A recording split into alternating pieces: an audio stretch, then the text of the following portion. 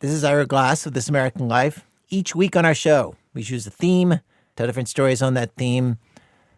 All right, I'm just going to stop right there. You're listening to an NPR podcast. Chances are you know our show. So instead, I'm going to tell you, we've just been on a run of really good shows lately. Some big, epic, emotional stories, and some weird, funny stuff, too.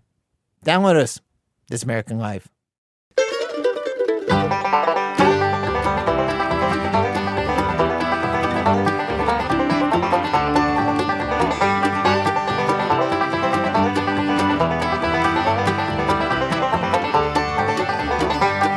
Hello and welcome to Car Talk from National Public Radio with us, Click and Clack, the Tappert Brothers, and we're broadcasting this week from the commencement division here at Car Talk. We call it the commencement disappointment division. Oh, yes, more accurately. Well, we got another letter from Charlie Vest at MIT. Charles Vest is the president of MIT, and he's got a beautiful letterhead here. He does indeed. It's very nice. He probably has a good flag, too. Dear Click and Clack, I understand that you have once again expressed on-air disappointment over not being asked to speak at MIT's graduation. Yes, we did. A couple of weeks ago, we expressed exactly that. Last summer, I advised you that your chances of being invited as commencement speakers would be enhanced if Car Talk had a suitable flag that could be used to help us decorate the campus. There you go. I hear that you have now come up with a flag and that you thought this would assure your inclusion in the 1998 commencement program. Certainly it is possible that a truly elegant flag, along with your unaccountable yet undeniable popularity among your fellow alums, might have gone a long way toward assuring places for you in this year's celebrations, except for two rather obvious problems. Well, This is good. Problem number one. You failed to show your new flag to anyone at MIT. Now, I don't doubt that the flag actually exists. Parenthesis, well, that's not accurate. I do doubt the flag exists. But its existence does you no good if you keep it secret. There is, after all, a reason why people use expressions like, let's run this up the flagpole and see if anyone salutes, or let's get out there and show the flag. And the reason is very simply that people cannot appreciate your flag unless they can see it. Now, some of my colleagues have suggested that the Car Talk flag may be based on some sort of advanced stealth technology, in which case I applaud your technical prowess. On the whole, however, a stealth flag seems to me to be a self-defeating innovation. it could be argued. He could have a point there. He could. Problem number two. One of this year's commencement speakers is the Honorable William Jefferson Clinton, President of the United States. As the duly elected leader of the world's only superpower, Mr. Clinton not only comes with his own flag, and a darn good one too, but he even has a seal. Talk about upping the ante. Heck, this guy brings his own podium, audience, press corps, helicopter, you name it. Oh, sure. Now we need a helicopter, a press corps. Yeah, I mean, there's just no way for the two of you to compete. I see it now. Just year. more stumbling blocks for us. That's all it is. It is. That's all it he is. says, you think you're disappointed. Not even I get to make a speech this year, and I'm supposed to run the place. Nonetheless, I urge you not to give up hope. Yeah. Send us pictures of this alleged flag of yours, along with an appropriate contribution to the Alumni Fund, and we'll talk about next year. Oh, and good luck with the audit. Oh, he knows about the audit. As ever, I remain technically yours, Charles M. Vest. Well, that was a very nice letter, and it certainly was. And it was, again, disappointing not to be invited. But, I thought we would have at least deserved an invitation to, the luncheon. Which is is all we really want to do. That's all we really want to do. we don't really want to stand up and talk. We just want to eat. Free lunch. Exactly. We could be like official greeters. And what could be Remember better? How Caesar's Palace stuck Joe Louis out there at the end of his career? Hi, how you doing? Welcome. We could just welcome to MIT. Welcome to MIT This is where graduation. You spent $100,000. Welcome to the graduation. We might have to go with the WGU. Really? The world's greatest university up the street You think from they'd MIT. invite us? Should we start petitioning them? Just because we turned them down once doesn't mean they should turn us down. That's right. We did them a favor by not being... MIT's that's exactly it. Off the list. MIT's off the list. Harvard has a reason to invite us because we did them a favor by not going. They made a terrible mistake. And I hear they have a better luncheon. At one point, they admitted, both of us, and we turned them down. Yes. Little did they know how lucky they were. Little did they know. Little did they know. And I think in gratitude for that, Next year, we're shooting for Harvard commencement, and it's closer to the office. Just the luncheon. That's all we want is the luncheon. Just the lunch. If you'd like to talk to us, the number is 1-888-CAR-TALK. That's 888-227-8255. Hello, you're on Car Talk. Hi, I'm Mark from Portland, Oregon. Hey, Mark. Hi. How are you? Not bad. Not too bad. good, I've good. been worse and I've been better, but not You- overall not bad. You and me both. I'm going to say out the outset that I'm going to open myself to a lot of ridicule by telling you guys that my question's about a Dodge Dart. Hey. Yeah, I figured who better to call than you? Who better to call? It's also a 63. but No it's not- kidding. No kidding, and it's not a convertible, it's a wagon. And I've only had it for 3 months, and I was driving back from the coast. Just tell me, have they been 3 happy months? Oh, they have. The push-button automatic is a joy. Oh, You isn't just- it? I fixed the little light behind the push buttons, and I don't want to turn the lights off now. Yeah, isn't You know, it just sits awesome? there and it looks at you and says, "Shift me." Oh, So awesome. it's wonderful. It's It not doesn't really a go light. fast. It's sort of a glow, just a little. It's wonderful. Oh, It's kind of like Yeah. bioluminescence. It's probably some it's fungus great. that's growing behind the dashboard. I think it was radiation. I think they somebody- put little pieces of U-235 back there. So I shouldn't shift too often. I wouldn't then. shift too often, yeah. Otherwise, I'll Use go your after foot. the fingertips getting burned. Try to use your foot. That's what I do. Yeah. Yeah. Well, there we are. Anyway, here's the problem. I was driving back from the coast about 2 weeks ago, and I had the radio on, and I all of a sudden started hearing a drum beat that I was pretty sure wasn't coming from the radio. I said, "Tat, tat, tat, tat, tat, tat, Wait, tat, tat, tat." whoa. What's this radio thing you're talking about? Oh, aftermarket. Okay. So I pull off, and a fellow at a gas station, I needed gas anyway, told me it sounded like the tappet arms. So I had the 63 manual that I'd bought at a junk shop, and I pull it apart, and I start adjusting the tappet arms, and it sounds worse. So That's good. It means you're honing in on the source of the problem. Yeah, exactly. But the noise is coming right from the top of the engine. Right from the top of the engine, right from the area around the valve cover. Yeah. I have since heard from someone else that it's probably a piston rod bearing.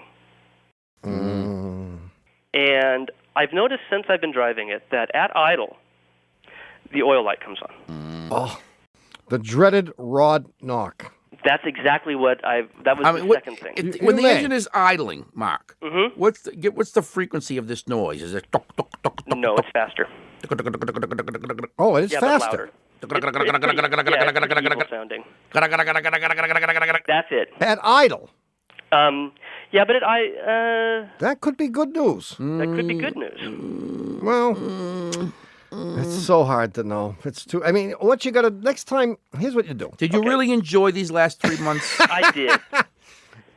Start it up again and go out into the driveway and crawl underneath the car Okay. and see if the noise is louder down there than it is up top. Better. Okay. It would be better to do this with a short hunk of hose. Right. Any kind put of the hose hose. against the engine and the other Put the half of my hose ear. right against the oil pan underneath there. And if the noise is really loud right there, call us back. No, don't call. Yeah, I mean, it's very possible that it's a rod knock. When you start the engine, the oil light's not on at first, right? No, it's not on at first, but as the oil gets hot and looser. Yeah. Well, if you're really lucky, you might need just an oil pump. That's what I was thinking too. But here's the other thing I was thinking. Once this happened, I thought maybe the whole engine's toast. Started to shop around, and I found a 64 engine that's been pressure checked, both the valves and the oil, for like under $300. If it is in fact a rod bearing, do you think that's worth the investment? Well, here's what you do. You buy this one for $300. You're obviously committed, or should Yeah. be committed anyway, to keeping this car for the long haul, so to speak. Yeah, Is that true? that's true. Sure he is. What do you do for a living, if you don't mind? Now I'm going to open myself to more ridicule. Yeah. I'm an art historian. See, and here's I a knew man- I shouldn't have Wait a asked. minute. Now, here is a man who appreciates art and chooses to drive a 63 Dodge Dart. He must be into that modern art. I should be committed. Jeez, Mark. Yeah. And you sounded so normal, too. You did, really. I know. Even I'm surprised. I have a great facade. Well, I mean, Well, anyway, what I was going to recommend is the following. Okay. Are you into putting the engine in yourself? Yeah, I'm not against that at all, as a matter of fact. You buy this $300 engine, and you rebuild it first, and you drive this thing by feeding it a constant diet of motor honey and overripe bananas. And you just run it until it stops completely, at which time you'll have completed the rebuild on the other one. Mm-hmm. And you just drop that baby right in. That will be the millennium, the end of Well, if you think you can do the rebuild in a few months, Right. then I think you can limp this thing along. Uh-huh. I'm telling you, bananas, motor Banana honey, honey. and honey. maybe a few Salt. papayas. Salt and pepper. Get this engine and start rebuilding something. Okay. Like now. Excellent. Hang up and go get the engine. Okay. Good luck, Mark. Well, good. Thank you very much. Bye-bye. Okay, bye. Bye-bye. Hey, before we give the answer to last week's puzzler, we have to pause. What is this, like station identification? No, union work rules. After sitting next to you for 20 minutes, I'm entitled to a minute off for hazardous duty. We'll be back in a minute.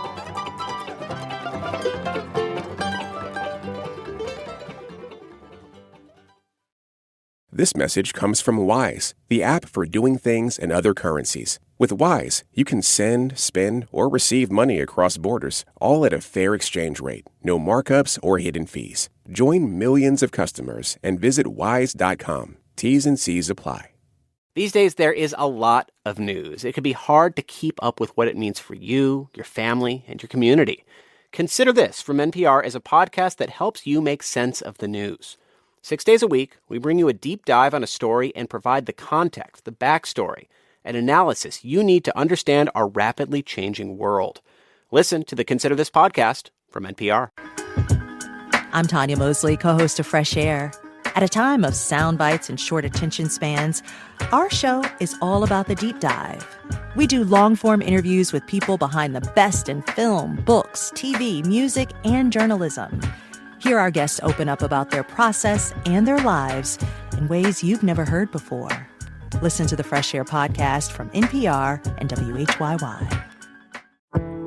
The news can feel like a lot on any given day, but you can't just ignore it when big, even world-changing events are happening. That's where the Up First podcast comes in. Every morning in under 15 minutes, we take the news and pick 3 essential stories so you can keep up without getting stressed out. Listen now to the Up First podcast from NPR.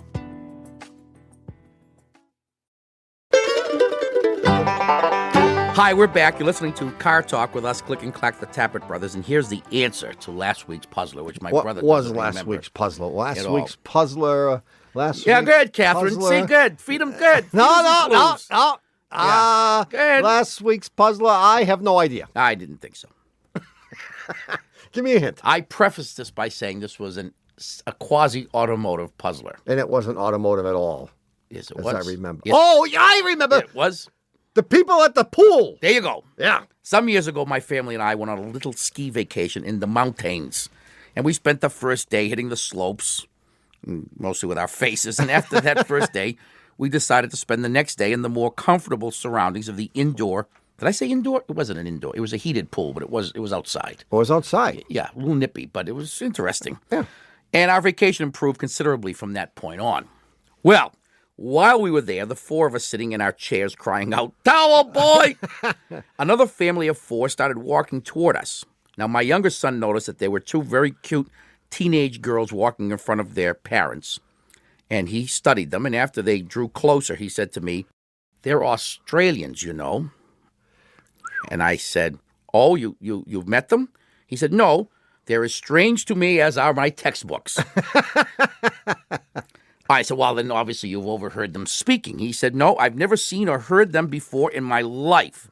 And as luck would have it, they continue to walk closer to us, and they come and sit down right next to us. And before they have a chance to say a word, my son leans over to them and says, "Pretty long way to come from Australia to do a little skiing, isn't it?"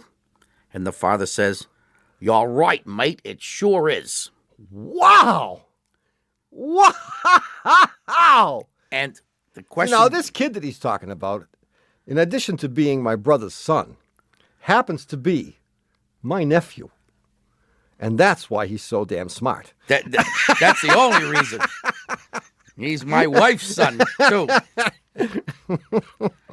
And the clue, Yeah. which I mentioned at the very beginning, You said it was a quasi-automotive. and yet there was no mention of a car anywhere. Neither on the slopes nor at the pool. So if that is in fact the clue, This is There great. must be something peculiar about Australians. Well, the only thing peculiar about Australians is that they drive. They eat Vegemite. That's what's They peculiar. drink warm beer, and they drive on the other side of the road. Yes, they do. And when he saw the four of them walking toward us after admiring the two cute blonde girls that were in front of their parents, he noticed that the father's right arm was tan. Well, wait a minute. How did he know they weren't Japanese? There you go. Yeah, and how did he know that the wife doesn't do all the driving? It was an educated guess. What's brilliant about it is the clue. The clue. The clue makes the puzzle worth it. Yeah. Martin Gardner would be proud of you. Of course, he would turn over in his grave if he heard you. He would. What? No. All right. Well, I guess nobody liked it. I loved it. Okay. Who's our winner? The winner is Dolores. Wow. Dolores Mincarelli. Hey. Dolores Mincarelli from Goshen, Ohio. And for having your correct answer chosen at random, Dolores, from among all the right answers that we did receive this past week, you will win one of our CDs, Men Are From GM, Women Are From Ford, calls about couples and cars, which is a must for anyone looking to stay in or get out of a relationship. Congratulations to you, Dolores Mincarelli from Goshen, Ohio. Wow, yeah. Yeah. Wow. How's that? Yeah. I want to get a job on one of those game shows. You can replace Rod Roddy. Who's he? Oh, you don't know who Rod Roddy is? No, I don't watch game shows. I think it's stupid. Oh, no. Rod Roddy is that guy from The Price is Right. Oh, yeah? Yeah. The only thing I watch, actually, I'm is... Rod Roddy. Come on down. Do you watch Win Ben Stein's Money? Every night. Great show. Yeah, I'm behind 150 grand. So am I. He's killing me. I like Jimmy. Jimmy's a funny Jimmy's guy. good. Jimmy's good. Yeah, Ben's been killing me lately. Well, he got me at a disadvantage. I'm half asleep. It's on like 11 o'clock at night. Yeah. Here's what I'm going to do. He's wide awake. Tape it and watch it in the morning and find out if you're any smarter in the morning. And boy, will you be disappointed. Yeah, no, I better not do that. Try it every hour. Maybe you reach a peak like 2 in the afternoon. Good idea. That's it. Anyway, we'll have a new puzzle coming up in the third half of today's show. So don't touch that dial. In the meantime, you can call us at 1-888-CAR-TALK. That's 888-227-8255. Hello, you're on Car Talk. Hi, this is Hani from Alexandria, Virginia. Who? Hani. Hani? Yes. Oh, my brother's been there a few times, but his wife usually... It's a problem name. I've had it for a lot of years. I've always had problems with it. How do you spell that? Spelled Hanni. It's a good German name. Oh, H-A. This could get you in a lot of trouble. Hi, I'm Hani. Yes. If you lived in Boston, it would get you in more trouble because we don't use R's. Oh, yeah, they'd be all over. Never mind. R's have been banned from the language here in our fifth R's city. are really unnecessary, except as first letters. Well, in this case, we know that it could keep her out of trouble. Yes. Or maybe have... I don't know. Who says it's trouble? Never mind. You'd be the life of the party anyway. Good. So what's up, honey? Well, I've got this 85 Toyota Camry with 150,000 miles on it. Yeah. In the last few months, it's been the weirdest thing. When I go to work in the morning, I drive about 4 or 5 miles. I cross the disintegrating Wilson Bridge, and then I head up a series of hills. And right then, the car starts to lose its power. And I'm going around 70 miles an hour because you have to keep up with all the traffic, rush hour traffic on the Beltway. So I'm going 70 miles an hour, and it drops down to 65, 60, 55, 50, till I'm down to like 40 miles an hour. Automatic transmission? No, standard. And so I'm chugging up these hills. And when Four-door? Yes. Is it white? No. All right. What color is it? It's a burgundy red. Okay. Burgundy red. I probably held you up in traffic somewhere, haven't I? Not a Cabernet Sauvignon red? It's a Merlot red. How about a Montepulciano red? Is it from Chagny, France? So anyway, when I finally get to like the top of a hill, or at some point, maybe even during going up these hills, he'll decide that it's to regain power, and then the front end of the car just starts to shake and shudder, and I can't accelerate too fast because I feel like the car is going to fall apart. No, all this time that it's decelerating, that it's Yes. slowing down. Yes. Are you remaining in fifth gear? I have gone down to fourth. I've shifted into third. It makes no difference. Hmm. So, and we've tried different things because, I thought, well, maybe I needed a tune-up, so it's got all new spark plugs and all new wires, or new rotor cap and distributor. You've had a professional looking at this? It is now in the garage. It's at the Toyota garage? No. Volkswagen garage? No, it's just a service center that they work on all kinds of cars. And they think maybe it's a slipped clutch and a fuel filter. But when they brought up the slipped clutch theory, they asked me if my RPMs were revving up at the time when I was struggling up the hill. And they're not. And it doesn't. No, it's not the clutch. Oh, thank you. And But that was a good theory. It But is. what is it? Well, they haven't changed the fuel filter yet, and it's certainly when whoever did the tune-up, the fuel filter should have been changed. Okay. And it's very possible that that's what it is. Okay. You could easily have a restricted or partially plugged catalytic converter. Yes, Okay. you could. But what you more likely than not have the Toyota Camry syndrome. Yeah. TCS. Which is what? And see, if you had taken this to a Toyota dealer, They would have immediately ushered you into recognized- the new car showroom. Yeah, and said, "Oh, you've got TCS." And what that is, it is a condition where the carbon deposits in the valve train get heated up and expanded and prevent the valves from closing all the way. So that you basically, as you're driving up this hill, have less and less compression. Okay. So it's like you need a valve job. Oh my God, that's expensive. Isn't And it? it'll happen when the engine gets its hottest. Okay. So it'll happen climbing a hill in the daytime. It won't happen if in some cases, even if you climb that same hill Right. in the same direction at night, because it's cooler at night. And I bet you that now that the weather is getting hotter, it's gonna getting get more worse. severe.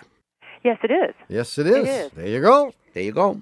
Are you serious that this can't be fixed? No, it can't No, be it can fixed. be It can't. It usually can be fixed with a chemical additive. Okay.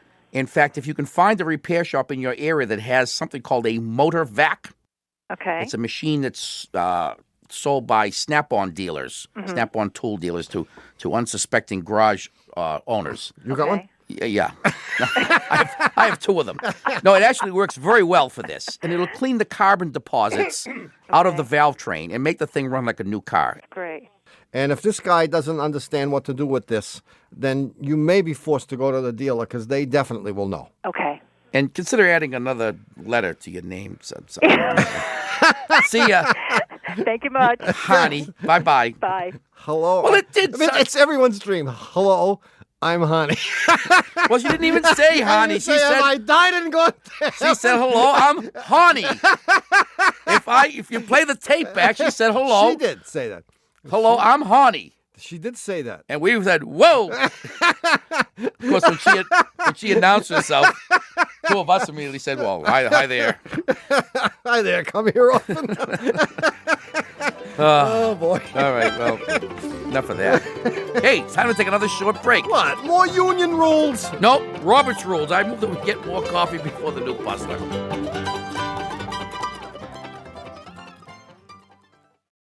Do you ever look at political headlines and go, huh? Well, that's exactly why the NPR Politics Podcast exists. We're experts, not just on politics, but in making politics make sense. Every episode, we decode everything that happened in Washington and help you figure out what it all means. Give politics a chance with the NPR Politics Podcast, available wherever you get your podcasts. Before talking to computational social scientist Sandra Matz, I asked her to spy on me. I did some snooping around your online life yesterday night, which was extremely fun to do. Our lack of digital privacy, especially in the age of AI, and what we can do about it. I'm Manusha Zamarodi. That's on the TED Radio Hour podcast from NPR. Shortwave thinks of science as an invisible force, showing up in your everyday life. Powering the food you eat, the medicine you use, the tech in your pocket. Science is approachable because it's already part of your life. Come explore these connections on the Shortwave podcast from NPR. On NPR's Throughline, witnesses were ending up dead. How the hunt for gangster Al Capone launch the IRS to power. Find NPR's Throughline wherever you get your podcasts.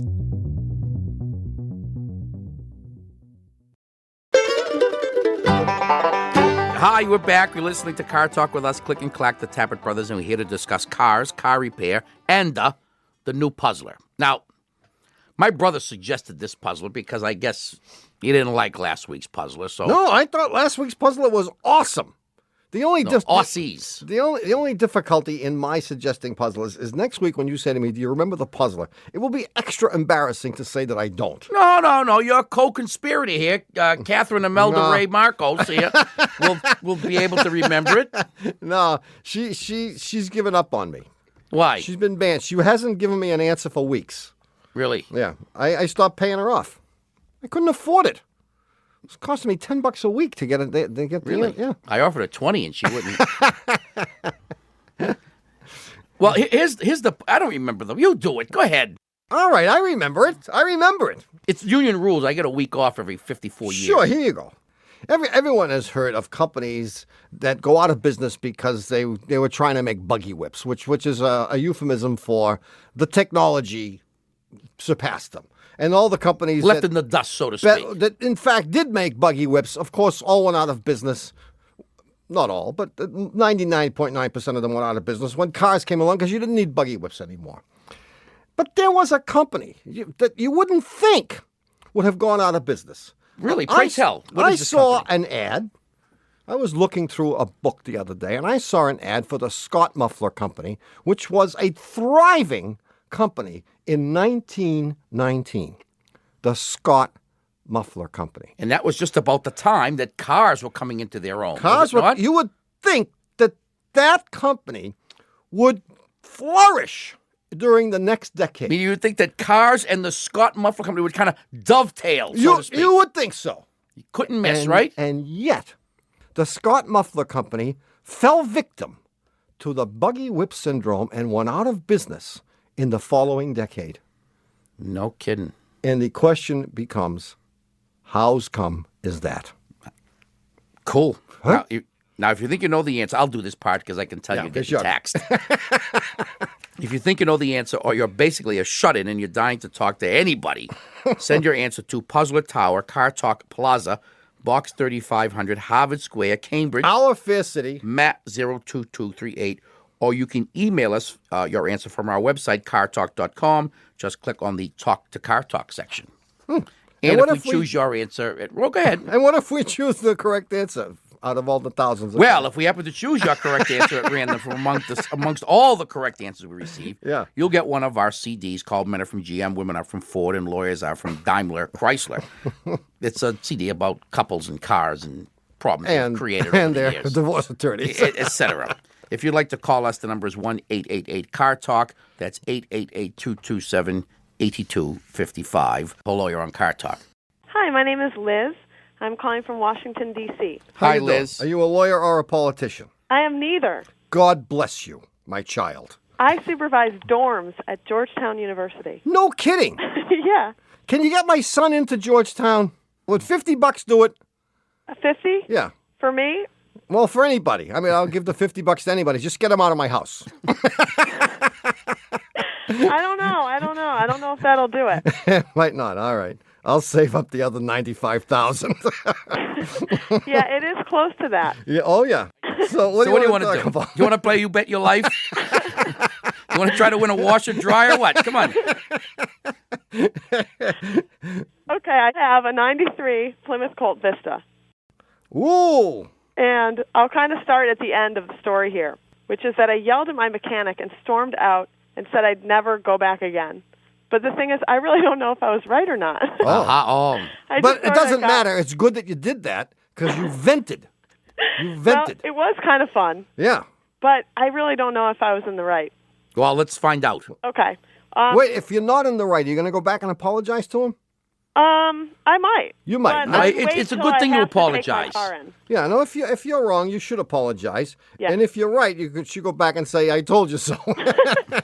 Yeah, go ahead. Okay. When my car turned 60,000 miles, which was just about 2 months ago, I took it in, for the 60,000 mile, do whatever they have to do to it. Yeah. And I've never gotten new tires on the car. So that was one of the first things I said. Please check the tires. I probably need all new tires, and I'm, prepared for that. Mm-hmm. And they told me, no, you don't need new tires. You're fine. You still got a lot of life in these, but we'll, align all the wheels for you. Good. And the car was driving great for about 2 weeks, and then all of a sudden it's wobbling like crazy, side to side, as if the air pressure was really low in one tire. Yeah. So, but the air pressure was really fine. Mm-hmm. So I took it back to them. This is now. Now, when you say it wobbles, yeah, you mean if you're driving along on a straight road, it would like pull to the left? No, not well. It was getting a little. It was pulling a little, like out of alignment. But no, it was like actually like side to side, as if the balance was off. I guess you call it. The car was drifting side to side, like they had almost screwed up the and alignment. Down, side to side. See, we don't know what she's talking like about. They left the wheel nuts loose. Well, it may not be important. What did they do, Liz?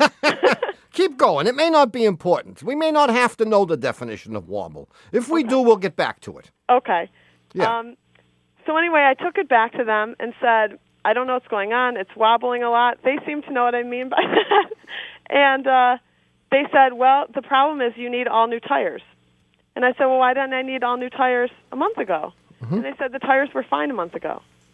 And I said, that doesn't seem to make sense. After 60,000 miles, that only 900 miles would make all four go bad all of a sudden. Aha. I know it's wrong. I know what happened. Yeah, I do too. And you don't have to apologize. Well, what he even went so far to tell me is that any mechanic is unable to discern whether or not the tires are okay without, like, cutting them open and looking at the inside. You can go back and yell. Absolutely no sense to me. Well, that's what we do. We cut them open and we say, they're fine. Right. Okay, well, let's try and calm down. Okay. I'm relaxed now. Okay. What happened, in my estimation, is that they rotated the tires and crisscrossed them. They took, for example, the one that was on the right rear and put it on the left front, and vice versa, etc. And that's why the tires, which were okay when they were where they were, suddenly exhibited this strange wobbling. That which I now understand. Because you got what's called tread separation. Right. Okay. Okay, and when that happens, that tire is no good.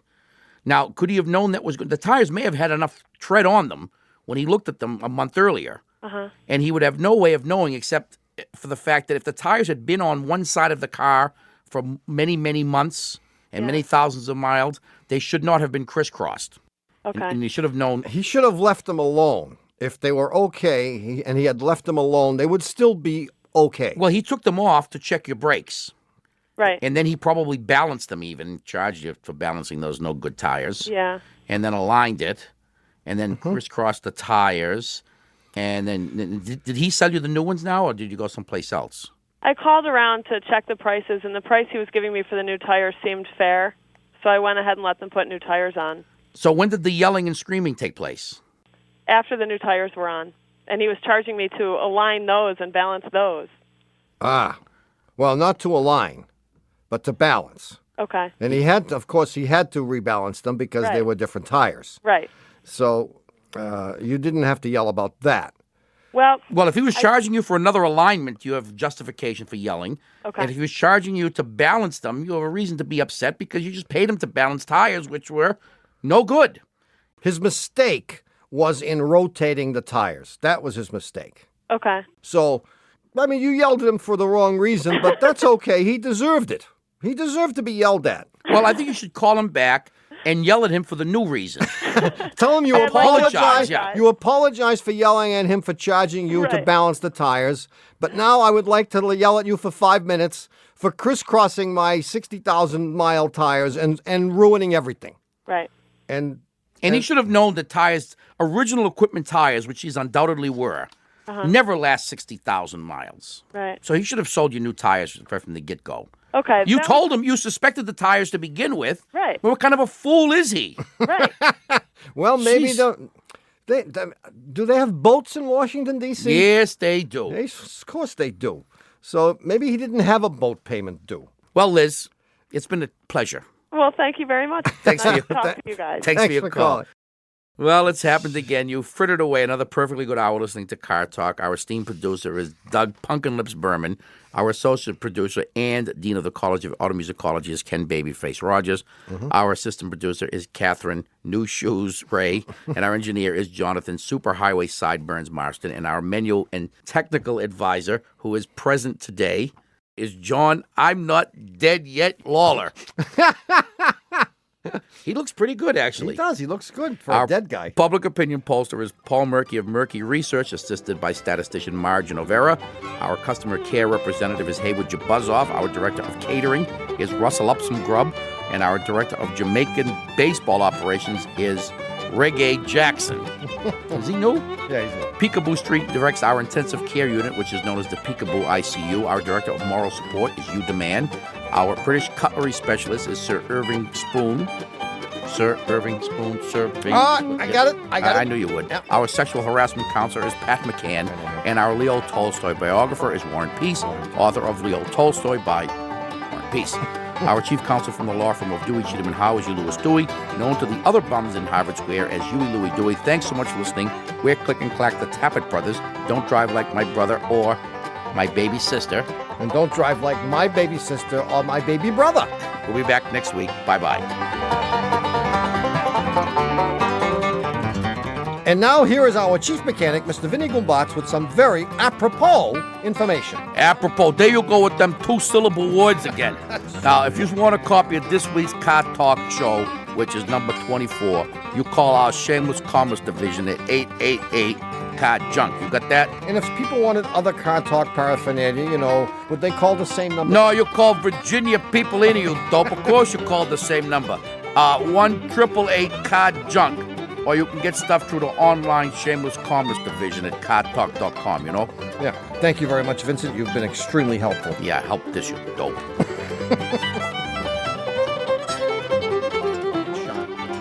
Car Talk is a production of Dewey, Cheatham & Howe and WBUR in Boston. And even though Nina Totenberg seeks an injunction against us every time she hears us say it, this is NPR, National Public Radio. As NPR's daily economics podcast, The Indicator has been asking businesses how tariffs are affecting their bottom line. I paid $800,000 today. You paid $800,000 in tariffs today? Yes. Wow. Yes. And what that means for your bottom line. Listen to The Indicator from Planet Money. Find us wherever you get your podcasts. President Donald Trump is testing the power of the presidency in ways that are stressing global financial markets, federal courts, and changing the United States' relationship with the rest of the world. What is Trump trying to do, and is it working? Trump's Terms keeps you up to speed. It's a short podcast where we curate NPR's coverage of the Trump administration. Trump's Terms. Listen in the NPR app or wherever you get your podcasts. It all starts with listening to the person in front of you and the person you'll never meet, to the person living a story and the journalist who helps you see it in a new light. The NPR network is built on listening, with microphones in every region, so we're there anytime a voice or sound demands to be heard. Hear stories in the first person, hear the bigger picture on NPR.